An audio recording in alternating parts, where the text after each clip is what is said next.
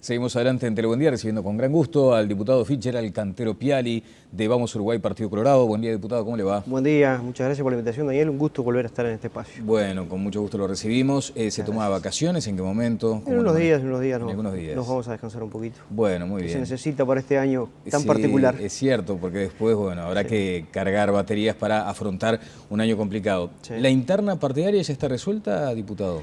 Bueno, yo creo que los partidos hay que jugarlos. Nada puede darse por sentado, en política mucho menos. Aún con estas diferencias notorias que aparecen en las encuestas sobre la interna colorada. Sí, las encuestas son un fenómeno del momento. Quienes estudiamos estas cosas sabemos que la encuesta te muestra una foto de ese momento y por supuesto que lo que dice la encuesta hay que confirmarlo en las urnas. La mejor encuesta va a ser el 1 de junio. El 1 de junio. Exacto. Elecciones que no son obligatorias, que allí hay que manifestar la voluntad de ir. ¿Y cómo se asume el desafío de seducir al Colorado a que vaya a una instancia que aparece como resuelta? Claro, justamente convenciendo en que nada está resuelto. Parece que los colorados tienen que ir a votar al partido, votar por el candidato que deseen. Nosotros, por supuesto, vamos a querer que vayan a votar a Pedro Bordaberry y de ese modo confirmar lo que a priori se ve, se vislumbra, que es que Pedro se va a quedar con la candidatura del partido, pero eso lo tiene que confirmar la gente votando, y para eso nosotros tenemos que trabajar muchísimo para hacer ese convencimiento, porque justamente como no es una elección obligatoria, dificulta mucho más.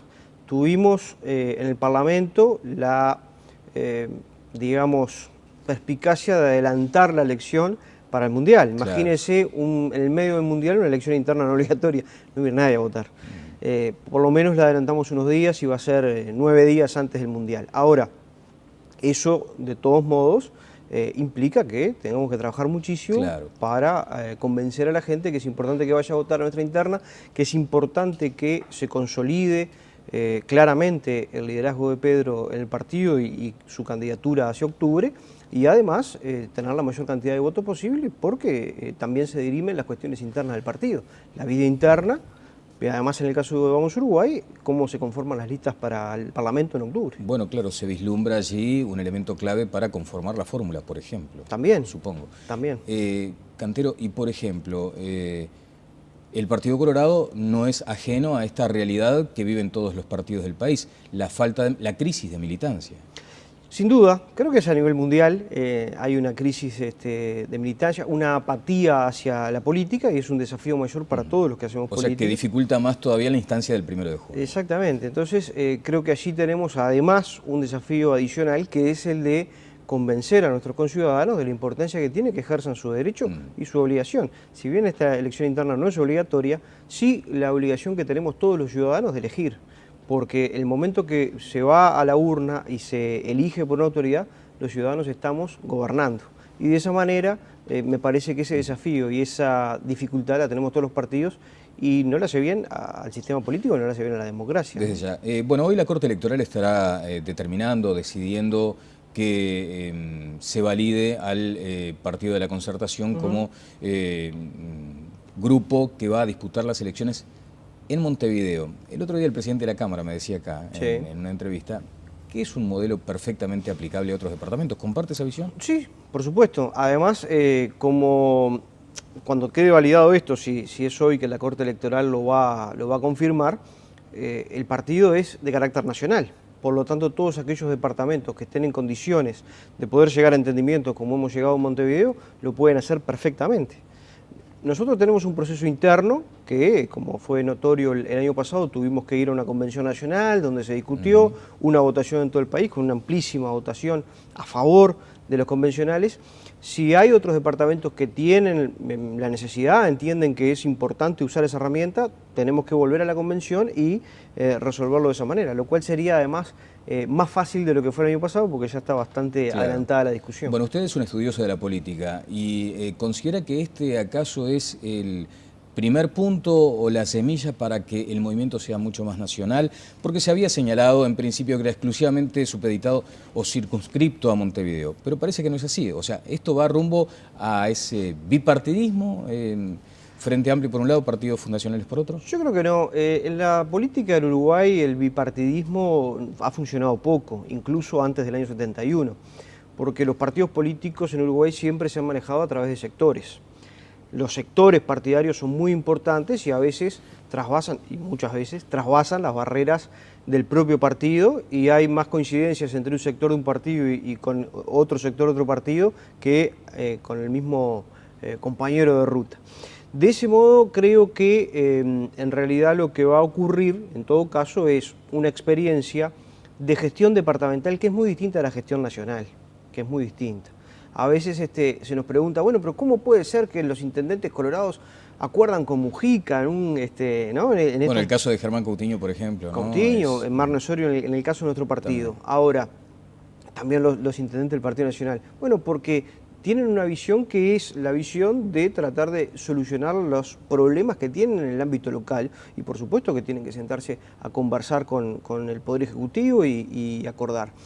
De ese modo está claramente diferenciado lo que es una elección departamental de una elección nacional. Yo esto lo veo quizás como una experiencia para algunos departamentos que pueda ser útil, que pueda ser exitosa o no, porque esto tampoco asegura que Montevideo se vaya a ganar. Nosotros creemos que hay buenas perspectivas y chances de ganar. Ahora, tampoco está asegurado y hay que ir a confirmarlo en las urnas. Bueno. Pero no que lleguemos a un bipartidismo en el mediano y largo plazo no lo veo. Porque hubiera sido también como un engaño, ¿no? Decirle a la gente, miren que esto es una experiencia solo para Montevideo, después amplificarlo a todo el país y conformar esos polos que parecen cada vez más notorios. Pero ¿no? Una cosa, Daniel, sí. La gente hace esa evaluación.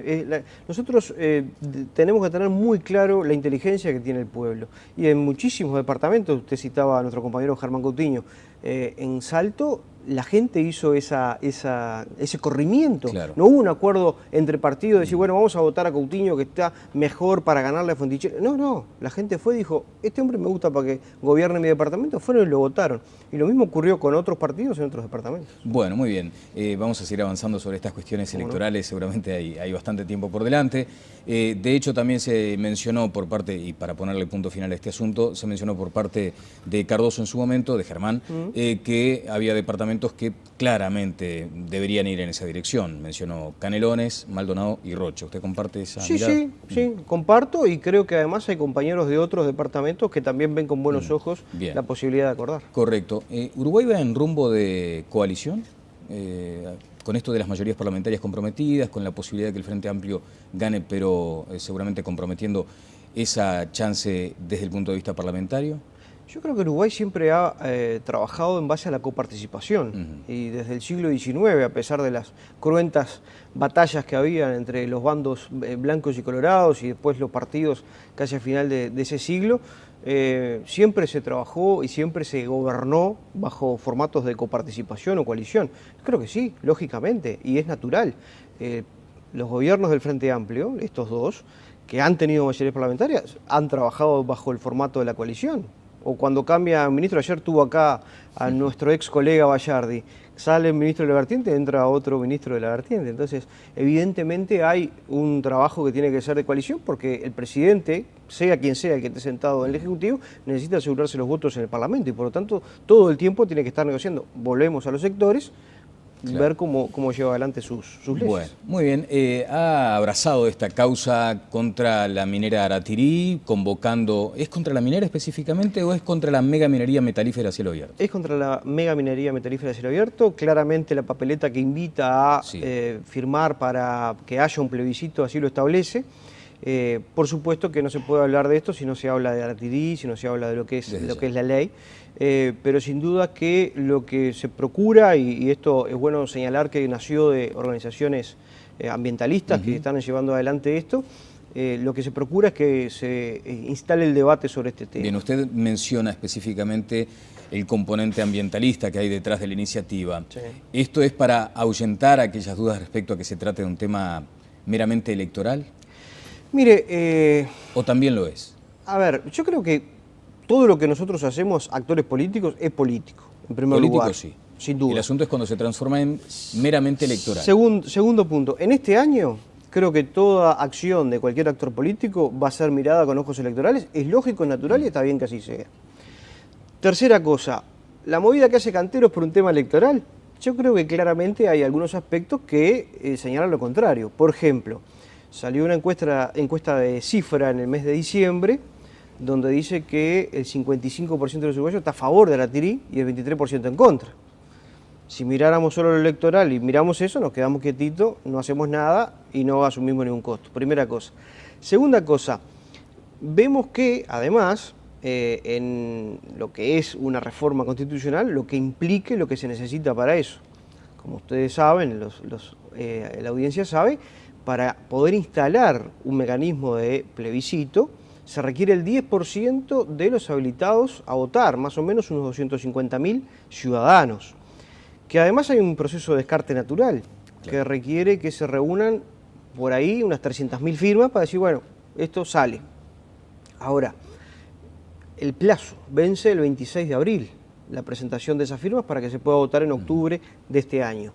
De ese modo, al día de hoy, si los ambientalistas que están liderando esto dijeran, tenemos 200.000 firmas, 220.000 firmas, viene Cantero y se sube al carro, bueno, se viene a subir al carro electoral. Pero hay apenas unas 10.000. Acaban de anunciar que tienen unas 10.000, entonces va a ser tremendamente difícil poder llegar de aquí al 26 de abril con esas 300.000 firmas seguras para que se pueda convalidar la iniciativa, que además tiene como un elemento operativo muy importante, es que la firma tiene que ser muy parecida a la de la credencial, un montón de cuestiones que observa la Corte Electoral como corresponde. Está bien. Ahora, diputado, ¿cómo influye o cómo debe observarse el hecho de que el 20 de enero se haya fijado por parte del Poder Ejecutivo como plazo máximo para la firma de este acuerdo de inversión con Aratirí? Sí, es muy sintomático de lo que es este gobierno. Fíjese que hoy en el Semanario Búsqueda publica una nota extensa sobre la interna de la Dinama, digamos, ¿no? Sobre los problemas internos, estructurales que tiene la Dirección Nacional de Medio Ambiente. Dirección Nacional de Medio Ambiente que debe convalidar todos los proyectos, dando las autorizaciones ambientales, y no lo tiene. Fíjese además que no solamente se va a firmar el 20 de enero sin la autorización de la Dinama, sino que este contrato que el gobierno quiere firmar con Aratirí se iba a firmar en diciembre. Y según trascendió en los medios de comunicación, y no fue desmentido por ningún actor de gobierno, no se firmó por la salida abrupta del ministro Lorenzo por su pedido de apresamiento por Pluna. Se trasladó al 20 de enero por esa razón. Y además se dice por parte del secretario de la Presidencia que van a estudiar si hacen público o no los términos del contrato. Sí, allí rige una cláusula de confidencialidad. Pero la confidencialidad no puede regir para lo que es como asuntos ambientales. Asuntos ambientales y fiscales. Como bien lo ha señalado además, permítame, sí, claro, el senador Pasquet, que en la Comisión Permanente está reclamando justamente que el gobierno informe sobre estos términos del contrato que son muy importantes, bien, pero que además no puede en ningún caso firmarse una autorización de Dinama. Correcto. Ustedes entienden que es un modo de presión sobre la Dinama, aquello que en algún momento se había denunciado, que el propio director de la Dinama había advertido que se sentía presionado todo el tiempo. Exactamente. Además, fíjese los problemas que ha venido teniendo esa dirección. Lo que dice el presidente Mujica hoy en el Semanario Búsqueda, de cómo debe fortalecer a la Dinama. Pasaron tanto tiempo, tanto presupuesto, rendición de cuentas, y no lo hizo, o lo hizo por vía indirecta, porque los funcionarios lo que reclaman, los funcionarios de Dinama dicen, nos contratan gente por afuera que viene a ganar más que nosotros, que no son controlados, claro, y se usa eso como excusa para dar una autorización ambiental. Para firmar un contrato sin autorización ambiental no correspondería, no debería ser. Si recuerdo bien, se habla de, por ejemplo, la solicitud de Aratirí implica 8 volúmenes de 1000 hojas cada uno y con algo así como 16 anexos que están siendo estudiados por 3 técnicos. Exacto, pero eso no puede ser excusa para firmar un contrato sin que la Dinama se expida. Desde ya, o sea que ahí la carreta y los bueyes claramente se establecen. Lo que pasa es que con este gobierno lo político está por encima de lo jurídico y se puede esperar cualquier cosa. Bueno, estaremos a la espera de eso. De cualquier manera, allí también ustedes han advertido la posibilidad de que a través de un artículo, que es inconstitucional la ley por al amparo del artículo 47. Exactamente, la reforma del año 2004, que la ciudadanía se expidió, votó y estableció que los recursos acuáticos y naturales deben ser preservados y que no se puede implementar en ninguna parte del territorio un emprendimiento que bueno, vaya en contra de eso. Y claramente no está claro que Aratirí no tenga un impacto ambiental. ¿Cuáles son sus principales dudas sobre Aratirí? Porque de hecho los ambientalistas han dicho que es una empresa que especula en el mundo y que de hecho no tiene tampoco muchos antecedentes en este tipo de iniciativas. Es muy parecida al caso Leadgate. Cuando uno empieza a mirar lo que es Aratirí, se alarma de la comparación que tiene con lo que fue Leadgate y Pluna, ¿no? Comparte lo que dice el senador Sergio Abreu, por ejemplo. Sí, lo habíamos dicho nosotros en diciembre, cuando empezamos a manifestarnos públicamente de cómo bueno, llevar adelante este plebiscito. Claramente, una empresa que se formó hace muy poco tiempo, que además no tiene ninguna garantía del Estado, que luego que extraiga el mineral haya ningún tipo. Primero, no hay en lo que es el proyecto de Aratirí un cierre estricto de los gigantescos pozos que van a quedar.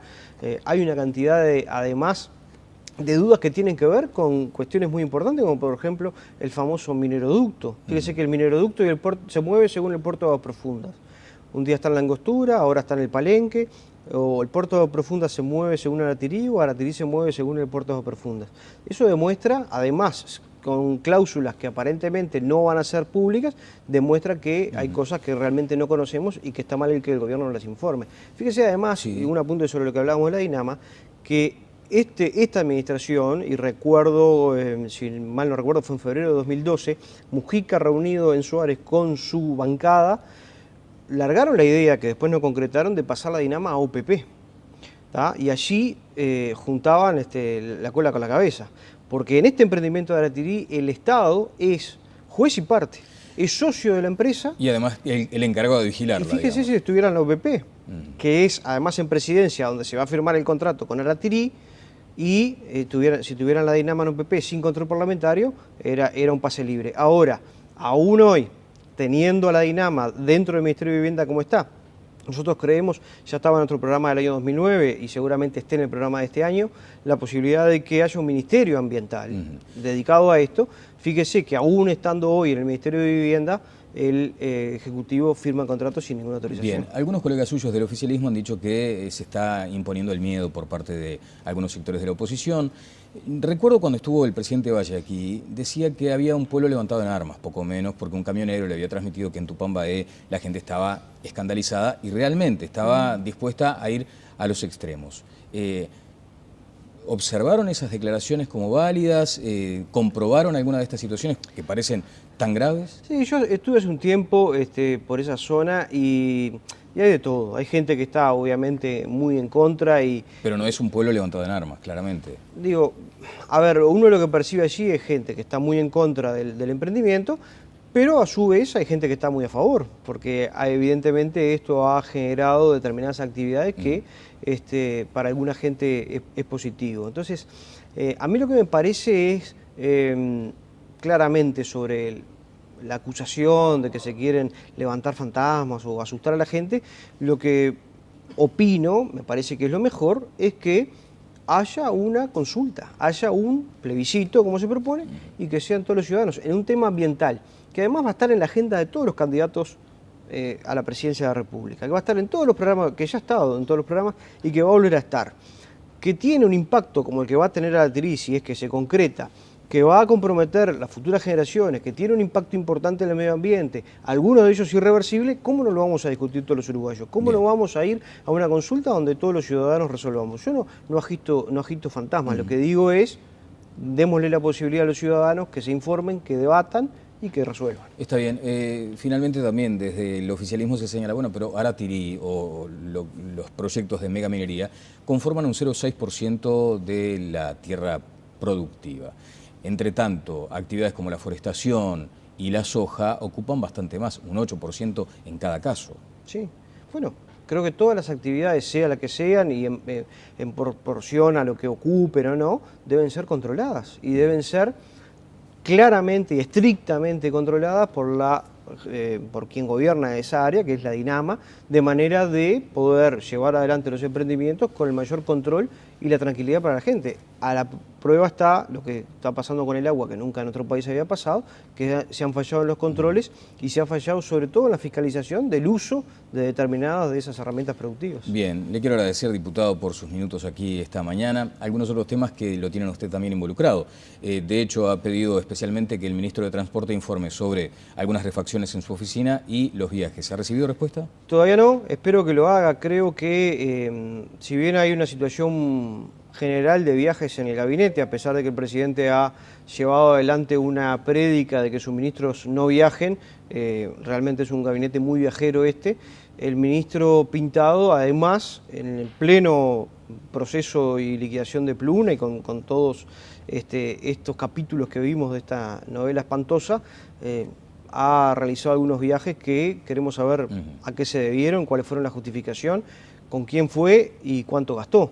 Y además una remodelación en su despacho que entendemos, bueno, queremos saber si realmente es necesario. Yo creo que el ministro Pintado debe abandonar el gabinete. Claramente Mujica debería rápidamente sustituirlo porque no solamente tiene la misma responsabilidad política que Lorenzo y Caloia en todo el tema Pluna, sino que además, bueno, en el medio de esta comedia ha tenido estas actitudes. Bueno, añadido a esto está también el debate que se estará dando sobre la derogación del artículo 162, del abuso de funciones. Exactamente. ¿Y allí usted qué posición ha adoptado? Mire, nosotros venimos trabajando con el diputado Cersósimo en la Comisión de Constitución y Códigos y se venía votando algunos artículos. La comisión está citada para el 4 de febrero para volver a tratarlos.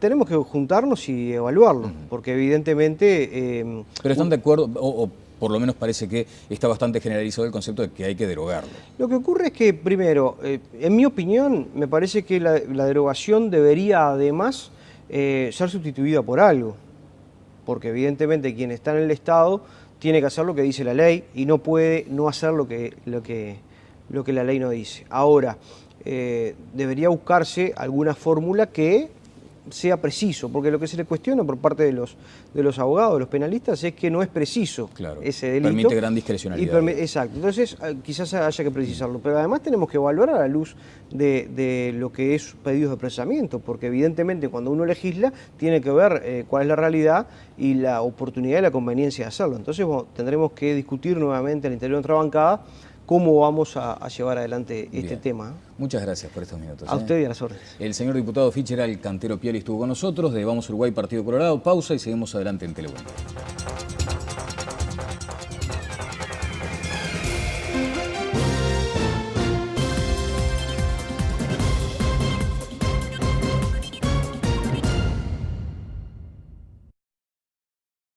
Fenómeno del momento.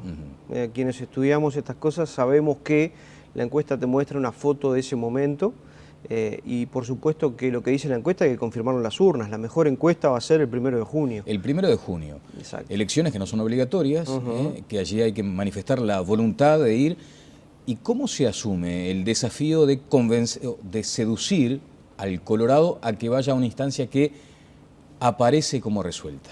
Claro. Justamente convenciendo en que nada está resuelto. Parece que los colorados tienen que ir a votar al partido, votar por el candidato que deseen. Nosotros, por supuesto, vamos a querer que vayan a votar a Pedro Bordaberry y de ese modo confirmar lo que a priori se ve, se vislumbra, que es que Pedro se va a quedar con la candidatura del partido. Pero eso lo tiene que confirmar la gente votando. Y para eso nosotros tenemos que trabajar muchísimo para hacer ese convencimiento, porque justamente como no es una elección obligatoria, dificulta mucho más. Tuvimos en el Parlamento la, digamos, perspicacia de adelantar la elección para el Mundial. Imagínense en el medio del Mundial una elección interna no obligatoria, no hubiera nadie a votar. Por lo menos la adelantamos unos días y va a ser 9 días antes del Mundial. Ahora, eso de todos modos implica que tengamos que trabajar muchísimo para convencer a la gente que es importante que vaya a votar a nuestra interna, que es importante que se consolide claramente el liderazgo de Pedro en el partido y su candidatura hacia octubre, y además tener la mayor cantidad de votos posible porque también se dirimen las cuestiones internas del partido. La vida interna Y además, en el caso de Vamos Uruguay, cómo se conforman las listas para el Parlamento en octubre. Bueno, claro, se vislumbra allí un elemento clave para conformar la fórmula, por ejemplo. También. Supongo. También. Cantero, y por ejemplo, el Partido Colorado no es ajeno a esta realidad que viven todos los partidos del país, la crisis de militancia. Sin duda, creo que es a nivel mundial, hay una crisis de militancia, una apatía hacia la política y es un desafío mayor para todos los que hacemos política. O sea, que dificulta más todavía la instancia del 1 de junio. Exactamente, entonces creo que allí tenemos además un desafío adicional que es el de convencer a nuestros conciudadanos de la importancia que tiene que ejerzan su derecho y su obligación. Si bien esta elección interna no es obligatoria, sí la obligación que tenemos todos los ciudadanos de elegir. Porque el momento que se va a la urna y se elige por una autoridad, los ciudadanos estamos gobernando. Y de esa manera... Seguimos adelante en Telebuendía, recibiendo con gran gusto al diputado Fitzgerald Cantero Piali, de Vamos Uruguay, Partido Colorado. Buen día, diputado, ¿cómo le va? Buen día, muchas gracias por la invitación, Daniel. Un gusto volver a estar en este espacio. Bueno, con mucho gusto lo recibimos. ¿Se toma vacaciones? ¿En qué momento? En unos días nos vamos a descansar un poquito. Bueno, muy bien. Se necesita para este año tan sí, particular. Es cierto, porque después, bueno, habrá que cargar baterías para afrontar un año complicado. Sí. ¿La interna partidaria ya está resuelta, diputado? Bueno, yo creo que los partidos hay que jugarlos. Nada puede darse por sentado, en política mucho menos. Aún con estas diferencias notorias que aparecen en las encuestas sobre la interna colorada. Sí, las encuestas son un fenómeno